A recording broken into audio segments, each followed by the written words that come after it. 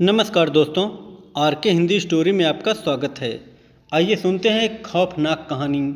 अंधेरी रात। रात के 8 बजे थे। सुरेश ऑफिस में काम कर रहा था।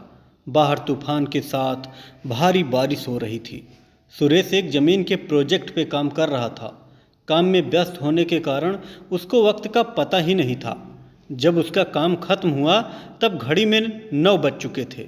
बैटरी कम होने के कारण उसका मोबाइल भी थोड़ी देर में बंद हो गया। जब वो बाहर निकला था तो उसके होश उड़ गए। काली अंधेरी रात थी, सुनसान रास्ता था और आसपास में कोई नहीं था। तूफान के साथ तेज बारिश हो रही थी। भारी बारिश की वजह से बिजली के खंभे से सारी बत्तियां बुझ चुकी थी। सुरेश ने जैसे तैसे करके अपना स्कूटर निकाला और अपने घर की ओर जाने लगा। कुछ देर बाद अचानक रास्ते में एक बिल्ली दिखाई दी, इसलिए सुरेश ने स्कूटर को ब्रेक लगाई। लेकिन ब्रेक लगाने के बाद सुरेश का स्कूटर वहीं पर ही रुक गया। सुरेश को ऐसी अनुभूति हुई जैसे मानो उसका स्कूटर किसी ने जकड़ लिया हो। सुरेश स्कूटर से उतरा और काफ़ी बार प्रयास किया, लेकिन स्कूटर चालू ही नहीं हो रहा था। तेज बारिश की वजह से सुरेश पूरी तरह से भीग चुका था। ठंड के मारे वह कांप रहा था। अचानक स्कूटर बंद होने से उसकी घबराहट और ज़्यादा बढ़ गई और वह अपने स्कूटर को साइड में ले गया। वहाँ डर की वजह से कुछ देर अपनी आंखें बंद कर ली। थोड़ी देर बाद उसको एहसास हुआ कि उसकी पीठ पर किसी ने हाथ रखा है। सुरेश जोर से चिल्लाया, कौन है, कौन है, मुझे छोड़ दो। उसने पीछे मुड़कर देखा तो कोई नहीं था।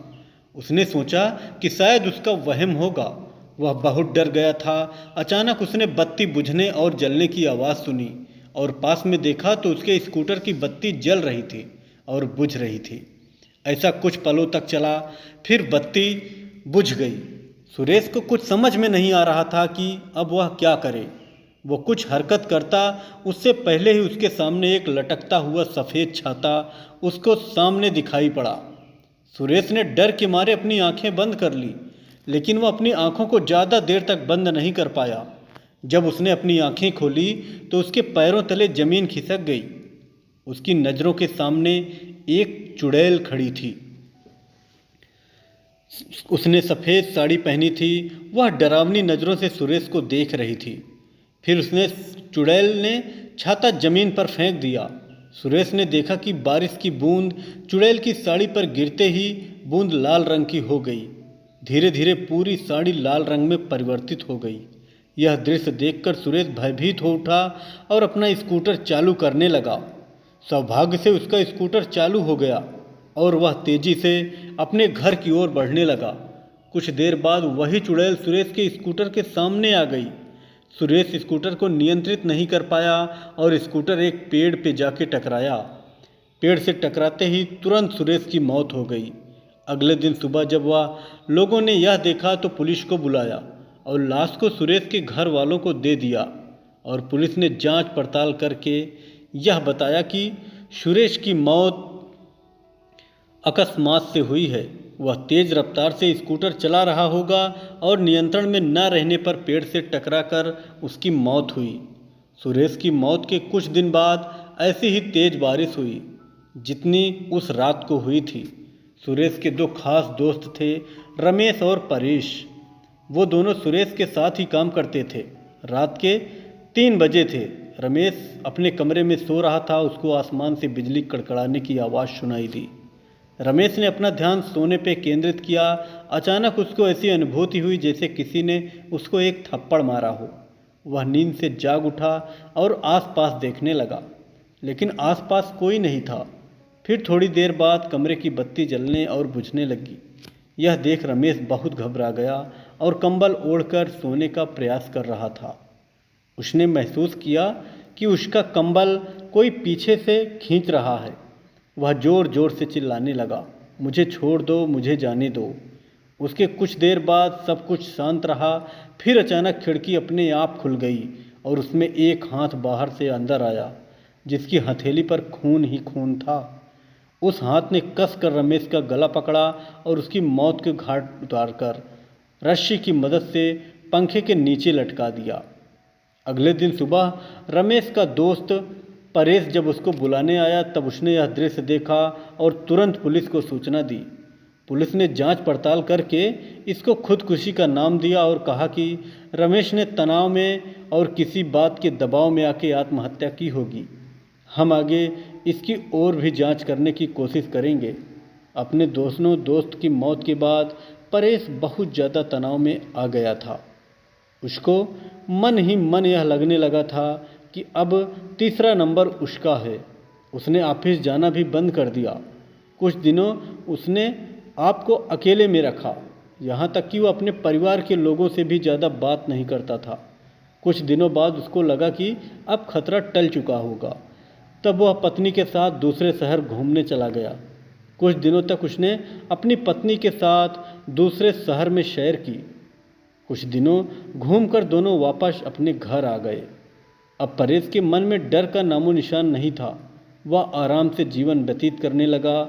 दूसरे शहर घूमकर आने के बाद वह रोजाना ऑफिस जाने लगा। एक दिन ऑफिस में ज़्यादा काम की वजह से उसको देरी तक रुकना पड़ा। उस रात को भी तूफान के साथ भारी बारिश हो रही थी। परेश अपनी कार में बैठकर घर के लिए रवाना हुआ। रास्ते में एक बड़े से खड्डे में साथ उसकी गाड़ी टकराई और कार का एक पहिया खड्डे में गिर गया। परेश कार से नीचे उतरा और बहुत प्रयास किया, लेकिन पहिया खड्डे से नहीं निकला। परेश कोशिश कर रहा था कि एक औरत वहाँ से गुजरी। उस औरत ने बड़े प्यार से रमेश से कहा, सुनिए, क्या मैं आपकी मदद करूं? रमेश ने कहा, नहीं, मुझसे ही नहीं हो रहा है तो आपसे थोड़ी होगा। फिर भी आपको लगता है तो एक बार प्रयास कीजिए। उस औरत ने कार को पीछे से सिर्फ थोड़ा सा धक्का मारा और कार का पहिया खड्डे से निकल गया। रमेश ने उस औरत का धन्यवाद किया और उनको पूछा, आपको कहाँ जाना है? इतनी रात को आप अकेले कहाँ जाओगे? आप मुझे बताइए, मैं आपको जहाँ जाना है छोड़ देता हूँ। जी धन्यवाद आपका। यहाँ से थोड़ा आगे एक तालाब वाली गली आती है, वहाँ मुझे छोड़ दीजिएगा। तालाब के पास में ही मेरा घर है, औरत ने जवाब दिया। परेश ने उस औरत को अपनी कार में बिठाया और आगे बढ़ा। परेश को थोड़ा डर जरूर लग रहा था, लेकिन उसने गाड़ी चलाने पर ध्यान केंद्रित किया। थोड़ी देर बाद पीछे से आवाज़ आई, बस यहाँ पे रोक दीजिए, मेरा घर पास में ही है। परेश ने कार रोक दी और उनको उतरने को कहा। अचानक उसने पीछे से डरावनी आवाज़ सुनी, परेश, अब तू गया, तेरा अंत नज़दीक है, मैं तुझे नहीं छोड़ूंगी। परेश ने पीछे मुड़कर देखा तो उसके होश उड़ गए। वो औरत एक खौफनाक चुड़ैल में परिवर्तित हो गई थी। उस चुड़ैल ने जोर से परेश को धक्का दिया और उसको कार से नीचे गिरा दिया। फिर परेश को घसीट कर तालाब की ओर ले जाने लगी। परेश बहुत चीखा और चिल्लाया, लेकिन चुड़ैल ने उसकी एक नहीं सुनी। परेश ने चुड़ैल से कहा, कृपया मुझे छोड़ दो, मुझे जाने दो, मैंने आपका क्या बिगाड़ा है? परेश, तू आज मेरे हाथों से ही मरेगा। तुम्हारे दोनों दोस्तों को मौत के घाट मैं उतार चुकी हूँ, अब तुम्हारी बारी है। याद करो बरसात की वो अंधेरी रात, जिस रात को तुम लोगों ने मेरी हत्या करके मुझे तालाब में फेंक दिया था। जिस ज़मीन ने मुझे और मेरे माँ बाप को रोजी रोटी दिलाई थी, वह ज़मीन तुम तीनों हड़पना चाहते थे और उस ज़मीन पे शराब की फैक्ट्री लगाना चाहते थे। जब मैंने और मेरे पिताजी ने हस्ताक्षर करने से मना कर दिया तो तुम पापी दरिंदों ने मेरी और मेरे पिता की हत्या कर दी और दोनों को तालाब में फेंक दिया। हमारी मौत का कारण लोगों को यह बताया कि हम पानी में डूब कर मर गए।